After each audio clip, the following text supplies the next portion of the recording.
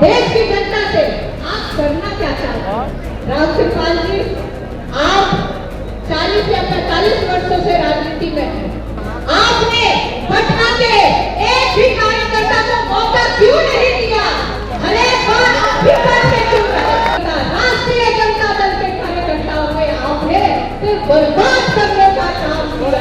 अगर हिम्मत है राम कृपाल जी, तो आप खुले मन से आके मीडिया के सामने कहिए कि आप अपने बेटों को राजनीति में नहीं आने देंगे। नमस्कार, आप लाइव सिटीज देख रहे हैं। आपके साथ मैं हूं Wasim Khan. Pataliputra Lok Sabha seat hot seat बनता जा रहा है, जहां एक तरफ एनडीए की तरफ से राम कृपाल यादव चुनावी मैदान में है, वहीं राजद ने उम्मीदवार बनाया है डॉक्टर मीसा भारती को। देखिए, राजद सुप्रीमो लालू प्रसाद यादव की बड़ी पुत्री हैं डॉक्टर मीसा भारती। उन्होंने आज नॉमिनेशन करवाया। नॉमिनेशन करवाने के बाद उन्होंने विशाल जनसभा को संबोधित किया है।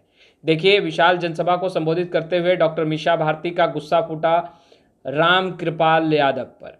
वहीं देश के प्रधानमंत्री नरेंद्र मोदी पर भी जमकर निशाना साधा है। चिराग पासवान से भी सवाल पूछा है। सबसे पहले आप डॉक्टर मीसा भारती को सुनिए, क्या कुछ कह रहे हैं। आज पाटलिपुत्रा लोकसभा के नामांकन सभा में उपस्थित हमारे राष्ट्रीय अध्यक्ष आदरणीय लालू प्रसाद यादव जी, इस सभा में मौजूद बिहार की प्रथम मुख्यमंत्री श्रीमती राबड़ी देवी जी, मंच पे उपस्थित भाकपा माले के नेता दीपांकर भट्टाचार्य जी, मंच पे उपस्थित मनेर विधायक भाई वीरेंद्र जी, फुलवारी के पूर्व विधायक श्याम रजक जी, मंच पे उपस्थित फुलवारी के वर्तमान विधायक गोपाल रविदास जी, मंच पे उपस्थित हमारे राष्ट्रीय जनता दल के नेता जयप्रकाश यादव जी, हमारे महागठबंधन के इंडिया गठबंधन के नेता लोग उपस्थित हैं। उन सबको मैं प्रणाम करती हूँ और पाटलिपुत्र की 6 विधान से सब जगह से आए हुए आप सबको भी मैं प्रणाम करती हूँ। आपका हार्दिक स्वागत करती हूँ। 2024 का चुनाव कोई आम चुनाव नहीं है। ये देश बचाने का चुनाव है, ये संविधान बचाने का चुनाव है, ये आपका और हमारा आरक्षण बचाने का चुनाव है, ये लोकतंत्र बचाने का चुनाव है। शायद आज हम लोग चूक गए तो इस देश में अगला चुनाव भी नहीं होगा। ये जब बातें हम लोग करते हैं तो भाजपा के नेता आरोप लगाते हैं कि ये गलत बात है। आप लोगों ने देखा होगा विगत दिनों में किस तरह से बहुत सारे वीडियो ये भाजपा नेताओं के वायरल हुए हैं। उन लोगों ने कैसे कहा है कि अगर 400 पार आ जाएगा तो हम संविधान में संशोधन कर देंगे। आप लोग याद करिए 2015 का विधानसभा का चुनाव, आरएसएस प्रमुख मोहन भागवत जी ने क्या कहा था? आदरणीय नेता यहाँ मौजूद है, राष्ट्रीय अध्यक्ष जी उस समय चुनाव प्रचार में जाते थे और इन बातों की चर्चा आप सबके बीच करते थे। वो आरक्षण में समाप्त करना चाहते थे। एक तरफ इस देश के प्रधानमंत्री को इस देश की जनता ने 2 बार मौका दिया। 10 वर्ष का समय कोई छोटा समय नहीं होता। क्या क्या वादे किए थे उन्होंने देश की जनता से? प्रत्येक वर्ष 2 करोड़ नौकरी देंगे, जो कि 20 लाख होता है, 20 करोड़ होता है। 15 लाख प्रत्येक व्यक्ति के खाते में आएगा। किसानों की आय दुगनी करेंगे, महंगाई कम करेंगे, गरीबों को पक्का मकान देंगे और सबसे ज्यादा अगर किसी को ठगने का काम किया तो वो हमारे बिहार राज्य को ठगने का काम किया।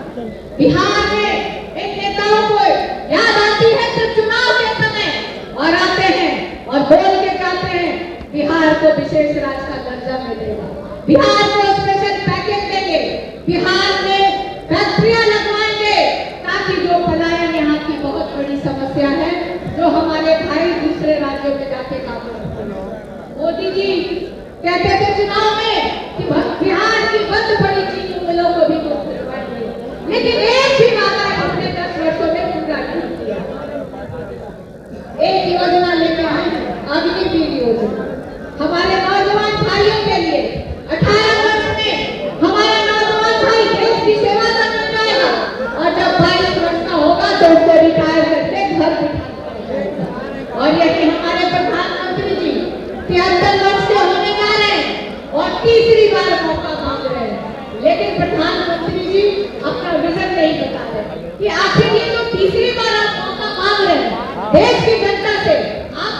क्या चाहते हैं? क्या आप वही करना चाहते हैं जो आपने 2014 में किया, जो आपने 2019 में किया? प्रधानमंत्री, इस देश का दुर्भाग्य देखिए कि पहली बार देश के इतिहास में एक प्रधानमंत्री को 1.5 किलोमीटर रोड शो करना पड़ा, और ये भी आम जनता नहीं थी, पूरे बिहार से, पूरे पास पटना साहिब की पाटलिपुत्र की लोगों को बुला करके ये रैली कराई गई थी। आप एक तरफ देखिए, कहीं ना कहीं 3 चरण का चुनाव हो चुका है। मैं दूसरे जगह की मुझे जानकारी नहीं है, लेकिन मैं बिहार में जानती हूँ कि यहाँ पे एनडीए गठबंधन एक भी सीट नहीं जीतने जा रही है। आज चौथे चरण का चुनाव चल रहा है। आप सबको, अगर आप लोग एकजुट होकर के इंडिया गठबंधन के प्रत्याशी को सभी जगह से जिताते हैं, हमारी सरकार बनती है, तो हम लोग आपके लिए क्या काम करने वाले हैं, ये मैं आपको बताना चाहती हूँ। पहला, जो हमारे पढ़े लिखे बेरोजगार भाई हैं, हमारी बहनें हैं, उनके लिए 1 करोड़ रोजगार का इंतजाम हमारी सरकार करेगी। जो gas cylinder Modi ji 56 inch का सीना चौड़ा करके 1200 रुपए में गरीबों को दे रहे हैं, उसको हम लोग 500 रुपए में देने का काम करेंगे। जो बिजली बिल, एक आम समस्या है गांव में कि बिजली कम जलाते हैं लेकिन बिल बहुत ज्यादा आता है, खासतौर पे महिलाएं इसकी शिकायत करती हैं, तो 200 यूनिट बिजली भी हमारी सरकार मुफ्त देने जा रही है। और जो रक्षाबंधन पे भाई बहन का त्योहार होता है, उस पे हमारी सरकार हमारी गरीब बहनों को 1 लाख रुपए की सहायता राशि देगी।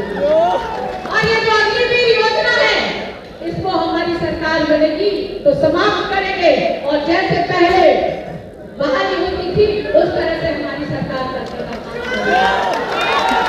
अब हम बात करते हैं पाटलिपुत्र क्षेत्र के बारे में।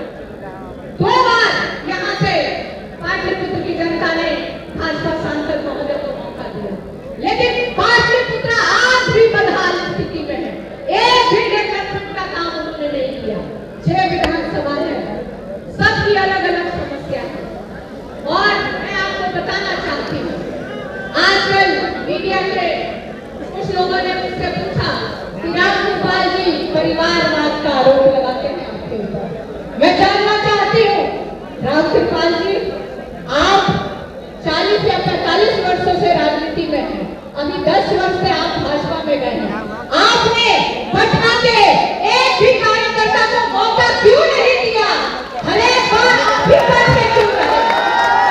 हर एक बार आप ही हमारे घर से क्यों बचते रहे? चाहे वो एमएलए बने, चाहे वो एमएलसी बने, चाहे वो बोर्ड के मेंबर बने, चाहे वो राज्यसभा गए, चाहे वो सांसद बने, आपने पटना के कार्यकर्ता, राष्ट्रीय जनता दल के कार्यकर्ताओं में आपने सिर्फ बर्बाद करने का काम किया। आज लोग भाजपा में है, मैं जानती हूँ, भाजपा के कार्यकर्ता को भी बर्बाद करने का काम कर रहे हैं, उन्हें फूट डाल रहे हैं। आप परिवारवाद का आरोप लगाते हैं, तो आपको मैं बता देना चाहती हूँ, प्रधानमंत्री जी से 5 मिनट का समय लीजिए और पूछिए कि जो जमुई में लड़ रहे थे वो किसके जीजा जी हैं? जो नवादा से लड़ रहे थे समस्तीपुर में जो बेटी लड़ रही है किसकी बेटी है?